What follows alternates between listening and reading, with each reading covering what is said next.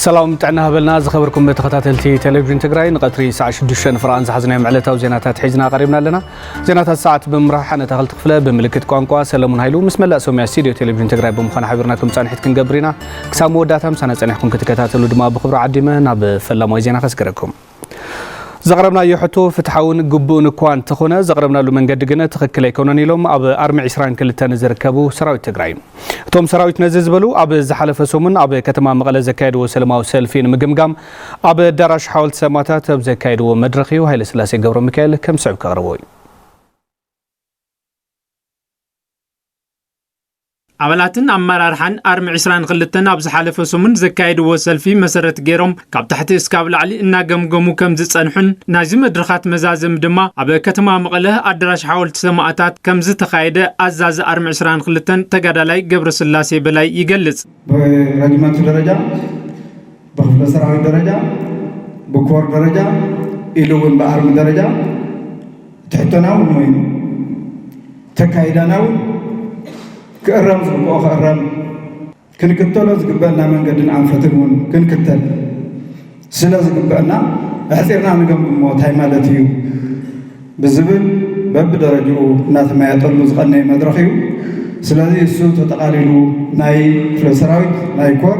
لو ما عندي بأرم درجة تتأجل ناسون بالتقلات استتصوع مدرخيو فتستخايد السلفي فتحون كملس زقبوني زبلو أولاتن أمرارحن أرمع إسرائيل قلتن بقدوم كوينقنا اتستخايد اللي من قدي تخكل كم زينا برحابيرهم تزقاط ما نقر بعلتنا هنا فترنايو بعلتنا دما ألينايو بعلتنا دما نهزبنا يكرتاخن بلينا وساننا مخانون تي نهزبنا خن كحس والوسانون باب خفلة طران باب رجمنتانون زين وسينا تحطه ناي كل تجارة لا ناي كل TDF حطه سلاسي أو حطه در يلن نتحطه نمفتحن نتحطه نمفتحن استختلنا يوم من قدقن قبعة يكونن يعني نمت الرشات رددنا زنبها وتحليو تصفي غرز كنبل مدر خدال لنا نايكوا مجلسون كنوز لنا قتتتتايتول التفنا تزفترنا يوم حما إمج كنملو سلنا نفتن زبلنا كله تقرأنا كرم حجي بعلو تامخور خوينو زي حقا وسلفتات زخل كل زنورة تقرأناي بعلونا قودنا وطيو سلف خقبر من قد خعصو تخكلينا ورن قنت سقي من الناس قورنا ايو خقبرينا ورن بزولينا تردادينا سلاز بدمر كران كله تحطه فتحوي تحطه ديمقراطياوي حطه خان مقلاص استخيدوا له من قديت سحتات حنت الدوس اوار بإسران كلتن تقادا لا يودالوا اوار بإسران كلتن ناوكي حانا خدا ما قد تعصيون ويلي نعيم قد عصي ديو تقادل تودي لن حزينا سلازي نهزبنا زي حزنا كان كلنا العالم ما نسألاتنا زي حقوس تكبار سلازونا بفصم تقبلنا تيولن كجبرين ورن كلمة سلام أو سلفي توم حطوتات نمملاسن تتكامنتن تربحنتن أولاد سراويتيغون سدراس وقاتن حيلتات مغتن ترأيو بكابينة صديقون رئيتوتاتن جمجامن تمرحن يرئيز بلدما وان أزازي جنبار دو تقادالا يوهانس ولد جيورجس حزون تقراي بزق علتو نتوم حطوتات نمملاس كنسرحين ايلوم قدمي ناي أب سراويتنا بستفالا لي ناي سراويتنا أكالات استفترو ناي سلفن كالت حطوتاتن أقدمو بكونسل توديو بزمل كتم أكلات تساريو ناب كابيني زقرب سرحيو أقعد أم كوين خاات ناي سراوي تكون تفتيرو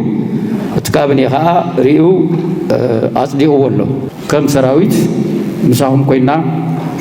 ببدرجة زل ببدرجة زل مرار حون ندخلناتات كنفوت حينا ندحريتين بلن نحناو زخالنا كنجنا أونين دل زين خولات حبينا نجنا أنجر عين فتر بقى عين خيل نزي خمسي تفتيري زي أي كألن كلاتنا نفتح حيلنا كنقربنا نوا تنخولها خنقورو خابل بك نسرحنا سلازي أرم عسران قلتن بزي درجة زي نتقداي نختريو نا خمسي نفتح حيلنا هزمنا خن كحسر لنا لكم بزي درجة زي تخنتات إلا حاسيكم ዝገበርኩሞ ንህዝቢ ዘኽብር ምንቅስቃስ ካብ ልበይ ከምስግነኩም ይደሊ ይቕኒየለይ። بتمساسالي زينا سراويت أرمي 22 نابت مدرخ حبرو مرددا زفتر لهم زعباتات بعال شوعات نت بمجلس قوام بموتا مدرخو مزازي مملوت مجلس قوام مسارتنا إلى سلسة قبرو مكايل كم سعو كاربوي مجلس قوام أرمي 22 سراويت تقراي نعادتهم زمن صالح حطتات طمات من محلاو كبرتها قال ጊዜያዊ ምሕዳር ትግራይ ቀልጢፉ መልሲ እንተሃወሎም መጽልሑ ጌጋ ከም ዝኾነ ወላ እኳ ሰራዊት ረውሓታቱ ክረጋገጡልን ክብሩ ክሕለውልን ዝግባእ እንትኾነ ዕጡቕ ሓይሊ ሰልፊ ክገብር ስለ ዘይፍቀድ ሰልፊ ዝገብሩ ኣባላትና ስሕተት ዝፈጸሙ ምዃኖምን መንገዲ ምዕፃዎም ከዓ ንህዝቢ ዝጎድእ ተግባር ምዃኑን ዕቶታትካ ብትካላዊ መስርሕ ኣቢልካ ኣብ ክንዲ ምቕራብ ሰልፊ ምክያድን መንገዲ ምዕፃውን ነዛ ዓዲ ናብ ሓደጋ ዝወቱን ንጸላእቲ ድኩዕ ኮይኑ ብጅግንነትና ዝኾነኽናዮም ጽንተት ክቕፅሉሉ መንገዲ ዝኸፍትን ምዃኑ ብጭብጥ እውን ብተስተገበረ ሰልፍን ምዕፃው መንገድን ተስፋ ገይሮም ክጥቀምሉ ዝተዋለደ ምንቅስቓስ ከም ዝገበሩ ኣባላት ኣርመና ብዝገበርዎ ሰልፍን መንገዲ ምዕፃውን ምኽንያት ኣብ ኢኮኖምያዊ ማሕበራውን ጉዳያትና ምትጉጓል ከም ዝፈጠረን ንፖለቲካናን ጸጥታናን ከም ዝጎድአን ብምድምዳም እቲ ዝስዕብ በዓል 7 ነጥብታት መግለፂ ቅዋም ኣውፂና ኣለና። ሓደ እቲ ዝተገበረ ሰልፊ ዕጡቕ ሓይሊ ክገብሮ ዘይግባእን ሓደጋ ዘስዕብ ስለ ዝኾነን ኣባላት ኣርሚ 22 ሰልፊ ብምውፅኦም ንህዝብና ይቐሬታ ንሓትት። ክልተ መንገዲ ምዕፃው ኢኮኖምያዊ ፖለቲካዊ ማሕበራውን ጸጥታውን ጉድኣት በፅሑ እዩ ስለ ዝኾነ በቲ ምዕፃው መንገዲ ቀጥታ ጉድኣት ዝበፅሖም ውልቀ ሰባትን መላእ ህዝብናን ይቕሬታ ንሓትትና እዚ ዓይነት ተግባር ብኣባላት ኣርምና ከም ዘይድገምን ድሕሪ ሕዚ ብዝኾነ ይኹን ኣካል ከምኡ ዓይነት ናይ ሰልፍን ምዕፃው መንገዲ ኣካይዳ ከይፍጠር ድማ ብሙሉእ ተኣማንነት ሓላፍነትና ከም ንዋፃእን ጸጥታ ህዝብና ከም ንውሕስን ቃል ንኣቱ። ቁኑዕ ናይ ጥቕማጥቕምን ክብርን ይተሓለወል ንሓቶ ብምሓዝ ዝተገበረ ሰልፊ ጸላእቲ ህዝቢ ትግራይ ጨውዮም ናብ ረሕኦም ንምልዋጥ ትግራይ ማእኸል ሕድሕዳዊ ወንፀ ንምግባርን ዝኸልዎ ነዊሕ ርሕቀት ብግልፂ ተረዲና ኣለና። ስለ ዝኾነ ካብ ሕዚ ንድሓር ንባዕልና ከም ቀደምና ስርዓት ተጋዳላይነት ብምሕላው ንህዝብና ዝህውኹ ተግባራት ብምቁፅፃርን ንጸላእትና ባይታ ብምስኣንን ጸጥታን ድሕንነትን ህዝብና ውሕስ ከም ንገብር ነረጋግፅ። እንምርሐሉ ሕገ ደንቢ ኣኽቢርና ብዲሞክራሲያዊ መንገዲ ዝመስለና ናይ ምሕታት መሰል ከም ዘለና ንኣምን ንሓቶም ሕተታት ካብ ተልእኾና እንተይወፃና ብሕግን ብትስተለመደ ናይ ሰራዊት ኣመራርሓ ሰንሰለትን ብስርዓት እናሓተትና ላዕላውነትና ንምርግጋጽ ህዝብና ውሕስ ላዕላውነትና ንምርግጋጽን ህዝብና ውሕስ ምግባርን ኣብ ዝግበር ቃልሲ ሕዝቡን ከም ትማልዩ ብጽንዓት ከም እንቃለስ ቃል ንኣቱ። ንሕና ሰራዊት ትግራይ ግንባር ደቡብ ኣርሚ 22 ኩሉ ግዜ ካብ እናሓቶም ሕቶታትን እንቕርቦም ሓሳባትን ብስሩውን ካብ ንቃለሰሎም ዘለና ዕላማታት ሓደ ላዕላውነት ትግራይ ክኽበርን ተመዛበልትና ክምለሱን ምግባር እዩ። ስለ ዝኾነ ላዕላውነትና ንምኽባር ተመዛበልትና ንምምላስን ክስራሕ ዝግብኦ ስራሕ ክስራሕ ከም ዘለዎ ንሓተትና ንተግባራውነቱ ዝወሃበና ዝኾነ ይኹን ተልእኾ ብተኣማንነት ንምፍጻም ድልዋት ምዃንና ድማ ቃል ንኣቱ። ኣብ ልዕሊ ሰራዊት ትግራይን ወታደራዊ መራሕቱን ዝበፅሕ ዘሎ ፕሮፓጋንዳዊ መጥቃዕትን ጸለመን ኣክቢርና ንኹንን። 7 ኣብ መወዳእታ ንሕና ሰራዊት ትግራይ ዋላ እኳ ንጥቕማ ጥቕሚ ኢልና እንተዘይተጋደልና ባዕልና ስድራናን ኣብ ትሕቲ ዕላማ ንህልውና ህዝቢ ትግራይ ሰሪሕና ንህልውና ህዝብና እናተገለልና እንርከብ ክሳብ ውሕስና ትግራይ ዘረጋገጽ እውን ምግዳልና ንቕጽልን ብምዃንና ንኢኮኖሚ ስድራና ሓጋዚ ዝኸውን ተልእኾና ድማ ብብቕዓት ንኽንፍጽም ዝገብርን ዝግብእና ጥቕማ ጥቕሚ ንዋጋ ገድልና ዝምጥን ክብርን ክወሃበና እናሓትን። ንሰላም ቅድሚት ንሰርዕ ብህልውና ህዝብና ግን ኣይንደራደርን ዘለኣለማዊ ክብርን ሞገስን ንስዋዕትና ኣብ ሰራዊት ትግራይ ግንባር ደቡብ ኣባላትን ኣመራርሓን ኣርሚ 22 9 ጥቅምቲ 2018 ዓመተ ምህረት መቐለ።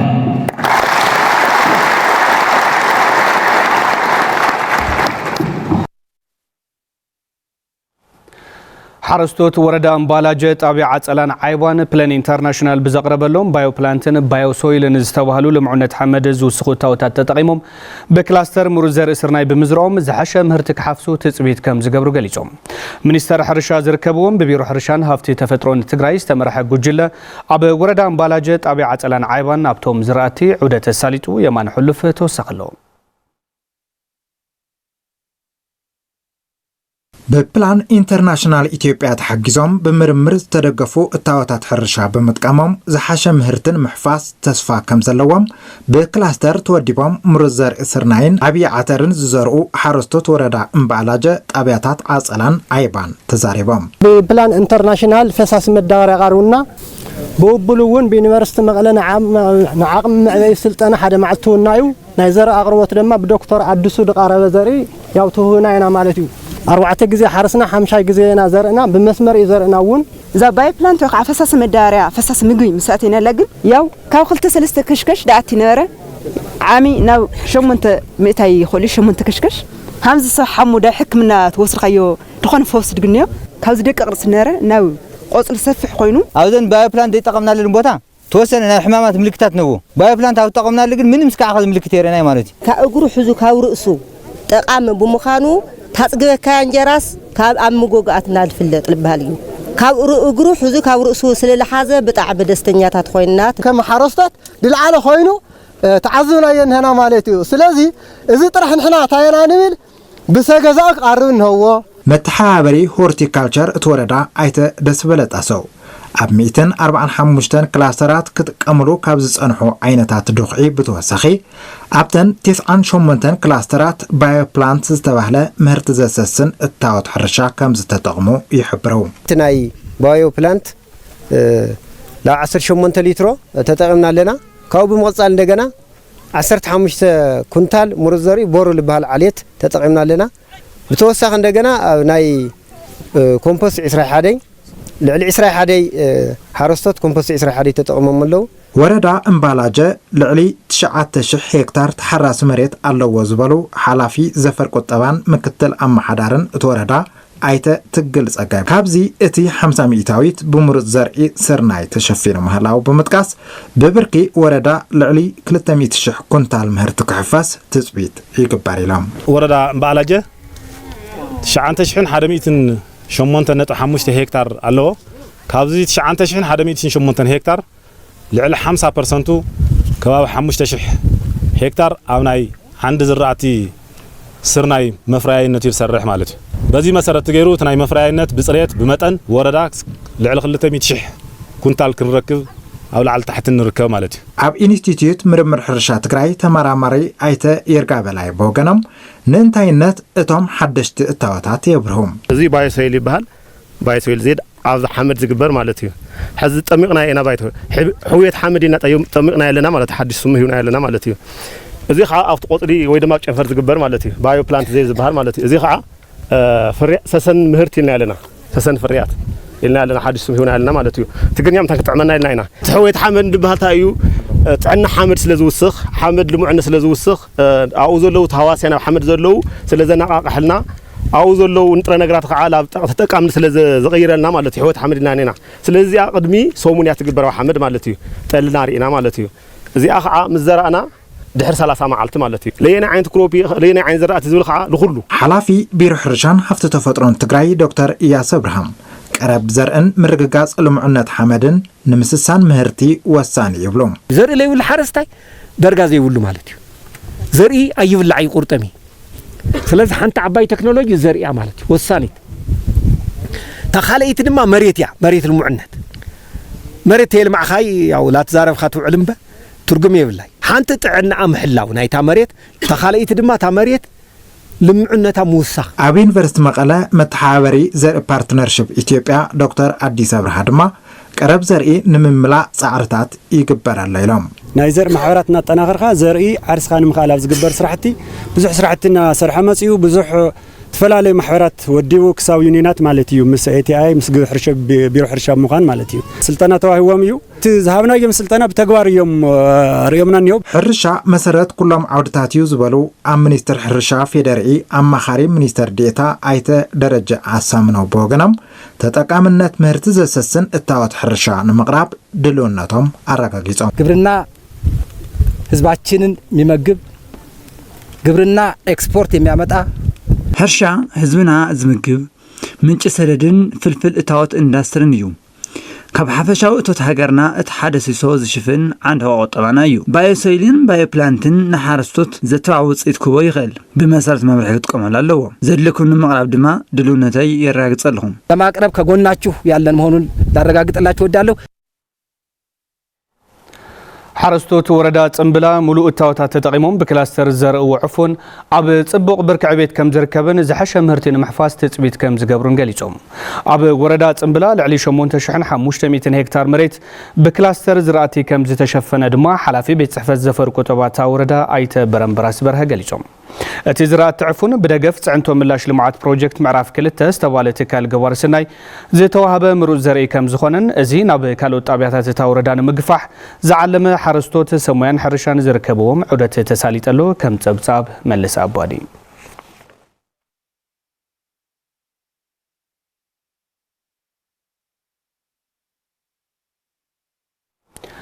اب كتما مقله كفله كتما حادنت ورا مريت تسفافحو كم زلو ابالات بيت مخري تا كفله كتما غليصوم رابعي زمن مبل 38 سروع غباي بيت مخري كفله كتما حادنت حلف عام سرحتو بمغمغام تلمي بجت عامت 2018 عام تمرت بمصداق غباي وزازيملو نزرزرو تدل حغوس بيت مغري كفله كتما حادنت رابعي زمن مبل 38 سروع غباي وزسالت خوينو ابتي غباي اب تخفله كتما سفح ورا مريت الرقم زلو ابالات بيت مغرن اكب تقوام كوميتي نفليتهم قدمت بيل بزح مريتنا لا رأنا نيرنا خذ سقيلو يلسرح على اخلا قلبتها تاي نيرنا ولا قدم مريتنا تخدتله اللي بك سراح تموليسو وكعدلي لا تغير نيرو تعدلي يخم مريت لو تخم ينيرو خذي شكان دو اوذيك كبل تي مريت سقيلو يلسرح على قلتي تمريت تبيتي مخرزي تاخوين اللي يفلطو ابدا قطنا دي عند زي مريت ندينا ابدا قطنا دي عند زي مريت ندينا فليط وتلصن حكم بعدلي ቅድመ መኸተ ዳርጋው ቁጽጽርና ይነሩ ትናይ መሬት ጉዳይ ማለት እዩ ዋላ ስርቅታት ሽዑና ይነበረ እንት ዘይበልና ብዝበዝሕ ግን ተንሰሰረቃ ንፈልጠን ነርና ይምለሳ ነረን ስጉምቱን ይውሰድ ነር እዩ ድሕረ መኸተን ወላ ድሕርትናይ ፕሪቶሪያ ውዕል ዘሎ ክሳብ ዝቀረባ ግዜ ግን ያውት መሬት ዕሪ ይተቸውችው ብዙሕ ዕደላታት ይተገይሩ ብዙሕ ስርቂ ተፈጺሙ እዚ ቀልጢፍካ ናብ ንውር አመምላስ አመከተታል አመቆጽጻር ፍላይ ተሓይል ዕማም تبيت صفاتي كنت عائل عمام تواديدو نزن زوررا زلوا مريت حقاو سقمتنا وسلكان او نور مملاس عوي خفتت كم زلوي ابت كفله ختما زتخحسن زي تخحسن بزبل مدنقارات ورا مريت فصم هلاو زرغاغصو مكتل محداري كفله ختما حدنت ايت هايلاي ولا سلاس زي كونه تبايلو نسرك نغطعن بسمات حقيزو زكبر زلو مخانو ونارديوم تخحسن زي تخحسن حاسسنا الخم كمسؤول بقمتي بعلميات له استخحسي زي تخحسي مخانو يفلط استمحدرن زي تمحدرن يفلط طفي ونايمان وكا استخحسن زي تخحسن استمحدرن زي تمحدرن زي الامنات يبلي نتسقم كيفتح استناب كايدا غني نامنت كحساس نا بانك اندي ذات تقرش ببانك يزخفنو اوردا توسينو ناوزو يخيل بزوان بانك تاعتلو اوردا تتساينا توسانن تاخينا زو زي تركب زتنا جراند كوربشن سلازوليو خالي مخنيات يقولون رتي بيت مغري عامتاو بجد كلتشن 18 عامه مرت لعلي 376 مليون بر اصدقو غباي وزازيمو تاريخ قالسي مسواتنتن عوتن حزب تግራይ ንምዕቃብን ንምስናድን ኣብ ከተማን ትጮ መዘከር ሰማዕታት ንምህናጽ ኣብ መንቀሳቀስ ከም ዝርከብ መዘከር ሰማዕታት ትግራይ ፎረም ፍሊጡ እዚ ዝተገለጸ መራርሓ ቦርድ መዘከር ሰማዕታት ትግራይ ፎረም ክሳብ ሕዚ ዝተሰርሑን ቀጽልታ አንፈታትን እትትካል መልኪቶም ጋዜጣዊ መግለጺ ኣብ ዝሃበሉ እዋን እዩ አካባቢ ቦርድ መዘከር ሰማዕታት ትግራይ ፎረም ሙሉ ወርቀ ኪዳነ ማርያም ከም ዝገለጽዎ እቲ መዘከር ሰማዕታት ካብ ዝጣሽ ሓደ ዓመት ዘቁፀረ እንትኸውን ምእንተ ህላው ህዝቢ ትግራይ ዝተቃለሱን ዝተሰውኡን ተጋደልቲ ትግራይ ታሪኾም ንምዕቃብን ንምስናድን ዝዓለመ መዘከር ሰማዕታት ትግራይ ኣብ ከተማን ትጮ ከም ዝስራሕን ንመስርሕ ዝኸውን ምምሕዳር ከተማን ትጮ ቦታ ከም ዝሃብን ሓቢሮም مكتل أكاب بورد مذكر سماتات تجرح فروم تجرى لاي جبرز جابهر جبر سلامة أب كتما شراء عدوان تجون مقالن جنفرات تخفتون عم من قصاص كم زتاتون أب زغت سلوسمونات مذكر سماتات نمنات أب 4 يوم جنفرات متأخخ بتوت كم زجبرن كله تجرواي كحبرن تسويهم أب تخبابيس تفلاليو مسارة المعات بمسرح ما أخل مسحوب ترويزم كوينو كجلجلن نمن نقاح محبرة قطبة من قصاص تخبابي كم زسر عندما أبال لما راح بورد مذكر سماتات تحفر تجرح فروم آيت أمانة مسفن قلت أم كتبل مسارحتنا شويت ملالم تسبسيبا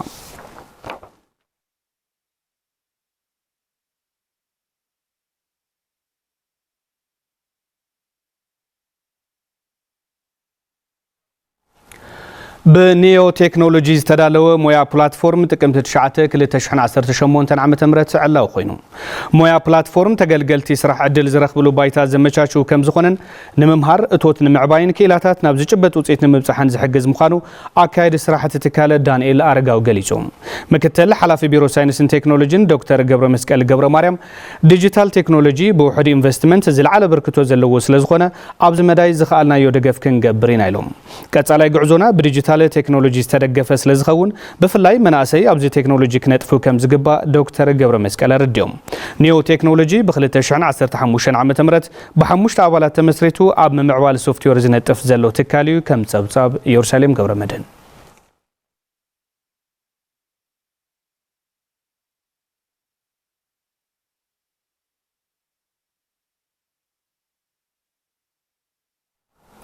خبركم متملكتنا كابزي بمقصال دما صبصوت سبورت زعلتنا ناوخم كنبصح دحر ز حصار مسغاغريس مسارحتنا ياريد غبر سلاسي حزلنا كقربي سناي مكتال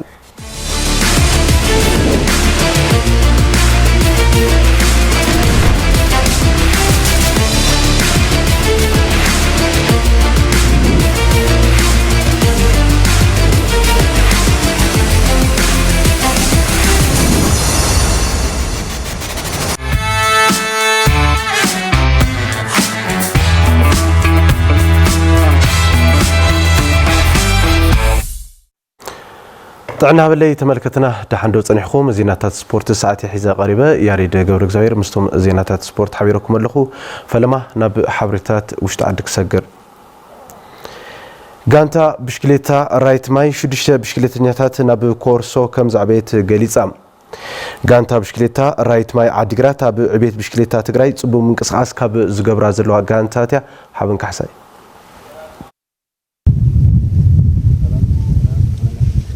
أب خلتشان 16 عام تمرت استمسرتت غانتا بشكليتا طري مستماي رايت سلطنت بشكليتا ترنيفا أب بلوز منقسقاس صنحتن تخون أب زحلفه ودر عامت أب بلوز بقعت كم زنبرن أب زسالت ومردرات ترغاغمت وانچاتات كم زعتورن بشكليتنياتات تا غانتا ميكيل غبر هيوتن صغاب غيتو من يገልጹም ያው ጽቦ ዓወትና መዝገብና ኢና መጽና ያው ክሱም ረጫዋታውን ቻምፒየን يا عدغاس تخايدون كلتش ناي كلتش 17 نرقلتيو چامبيون كوينا دينا خاو ياو زنورو مونغو ጨዋታታት ከተማ عدغانا تخايدو صنحون ጽቦ ዓወታትና መዝገብና መጽና ጽቦ ውጤት መዝገብና ማለት خصم يكون عدغራት يكون ጽቦ ጨዋታታት በጣም ዕውት ለሆነ ጨዋታ መጽና ነርና ማለት أب خلتشان 18 عام تمرت ون بلوز وصيت مزغاب تلم كم زلوم زغلصو توم بشكليتنياتات 10 قداموت بشكليتنياتات بمصعب ابز على درجه مبصح راي كم زلوم يزاربوم نغانتا يصوعي خاو دما بنازل على درجه صوع كللين هاغرين طوج اوزل على درجه بروفيشنال كاينه تጫዋታይ አጫዋት ይደል ማለት ናው ኖር ረመዳን እና በሁሉ ነገሩ ጽቡቅ ይብጣም አው ደረጃ ለወጽግ ነው ጽቡቅ ደረጃ ከወጽ ሄለ ተስፋ ይገብር ማለት ነው ናብ ደም ገረውን ትሬኒንግውን ባጓው ይልሰርሕ እና ሓደ ነገር ለም ካሰጣን ይሰሚዕ ካብ ሕዋተይ ካብ ዕርኽተይ ሰሚዕ በደም ገረ ክሰርሕየ ክዕወት ተስፋ ለውን ገብር ካብ ትምስረት ጀሚራ 6 ብሽክሌተኛታት ናብ ጋንታታት ኮርሶ ብሽክሌታ ከም ዘፍረይ ዝገለጸ አሰልጣን ታጋንታ ኑሩ ረመዳን በወገኑም አበዝ ሐልፍ ዓመት ዝነበረም ጉዕዞ ብምዕቃብ አበ ምብቃዕ ብሉጻት ተወዳደርቲ ጠንኪሮም ከም ሰርሑ ገሊጹም ክልል ትግራይ ዘዘጋጀን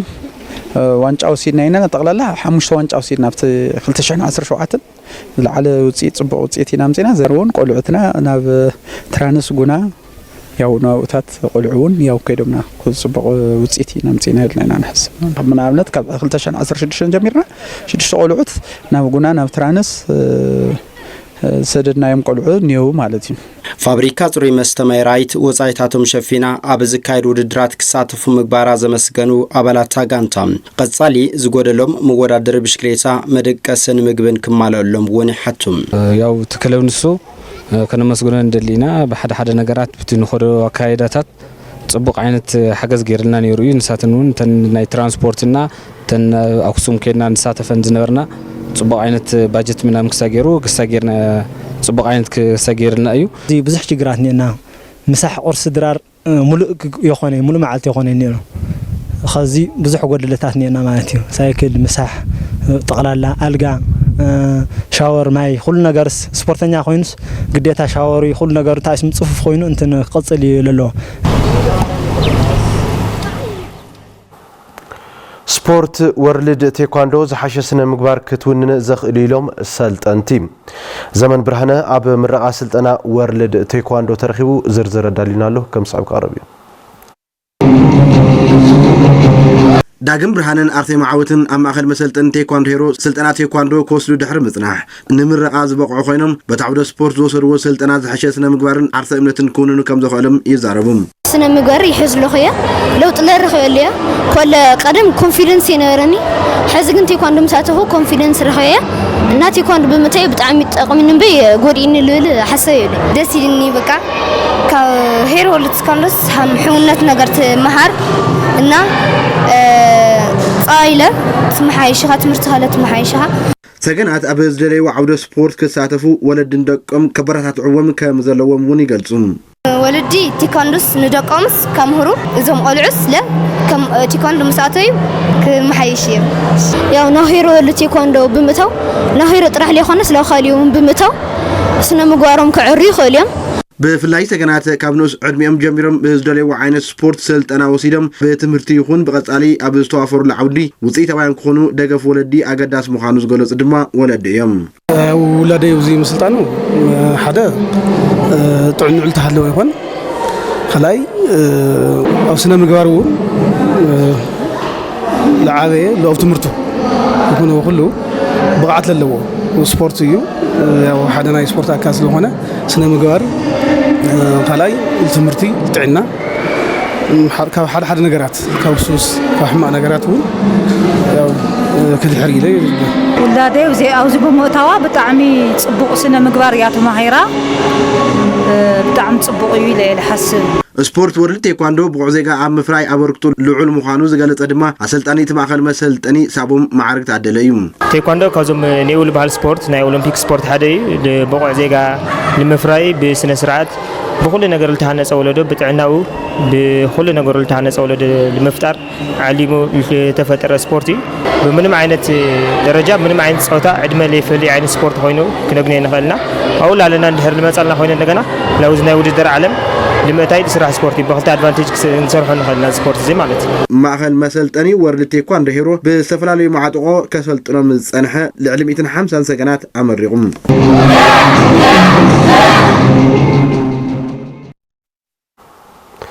ኣብ ፕሪሚየር ሊግ ኢትዮጵያ ምድረገነት ሽረ ምስ መቐለ 70 እንደርታ ሎሚ ሰዓት 10 ክጻወታን ሲቢኢ ፕሪሚየር ሊግ ኢትዮጵያ ብዝብል ሽም መጽኢ ዘሎ ውድድር ዝዓመት ዕለተ ቀዳም ከም ዝጀመረ ዝፍለጥ ኮይኑ ሎሚ ድማ ብ3 ጸወታ ክቕጽል እዩ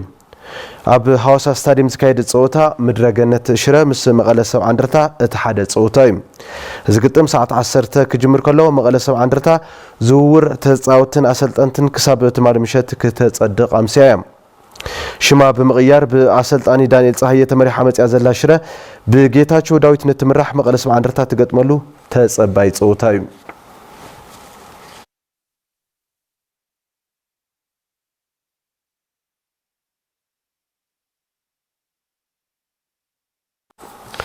تملكتنا زينات السبورت الساعة نزيم زموس نيروم مس زينات السبورت يا رجال زبير حبيبكم نيروم مستركم بلوتنا سنة جزنا تمنكونا بمسارحتي أتخلص منكم